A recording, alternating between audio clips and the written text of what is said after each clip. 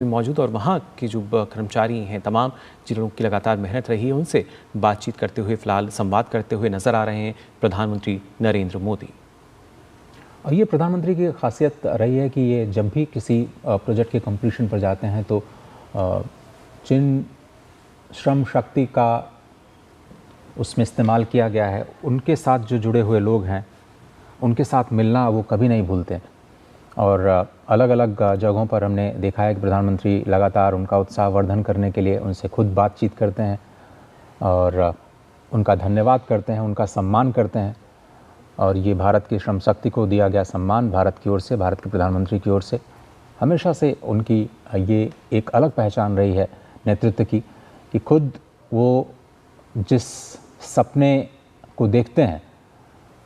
तमाम मुश्किलों के बावजूद हर कठिनाई पर हर बाधा पर पार पाते हुए उसको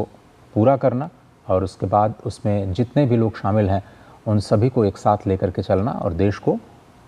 सफल प्रोजेक्ट देना, ये प्रधानमंत्री की कार्यशैली का एक अभिन्न हिस्सा है और हर परियोजनाओं में ये बहुत स्पष्ट दिखाई देता है। सीधे तौर पर इन तस्वीरों में भी हम देख सकते हैं किस तरीके से संवाद करते हुए नजर आ रहे हैं प्रधानमंत्री नरेंद्र मोदी यहाँ पर और जानकारी लेते हुए कि कैसे जो पूरा ये प्रोजेक्ट है इसकी शुरुआत हुई। चुनाब नदी उसके ऊपर ये दुर्गम सेतु, विश्व का सबसे ऊंचा आर्च सेतु जिसका निर्माण किया गया और आज इसका उद्घाटन होने जा रहा है। लेकिन उससे पहले तमाम जो बारीकियां हैं उनकी जानकारी ली प्रधानमंत्री नरेंद्र मोदी ने और व्यू पॉइंट पर भी जाकर हमने आपको तस्वीरें दिखाई, जिसके बाद यहाँ जो प्रदर्शनी है उसका अवलोकन किया। प्रधानमंत्री नरेंद्र मोदी ने सारी जानकारी जो है वो ली और जैसा आज आप बता रहे थे कि जहाँ भी प्रधानमंत्री नरेंद्र मोदी जाते हैं जिस तरीके से उनका ऑरा रहा है, जब हम कर्मयोगी श्रमयोगी की बात करते हैं तो लगातार उसी को और ज़्यादा सार्थक करते हुए, उसी को चरितार्थ करते हुए नज़र आते हैं प्रधानमंत्री नरेंद्र मोदी। और वहाँ कोई भी प्रोजेक्ट हो, उस एक बड़ा प्रोजेक्ट जहाँ पे लगातार जो मेहनत रही है, जो कर्मचारी हैं, वहाँ के जो श्रमिक हैं, उन सभी को सम्मान देते हुए नजर आते हैं।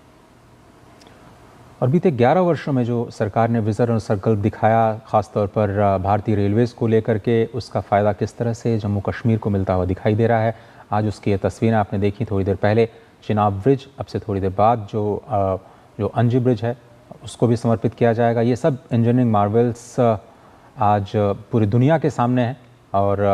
स्पष्ट संदेश पूरी दुनिया को यही कि भारत शांति के साथ समृद्धि पर विश्वास रखता है और विकास की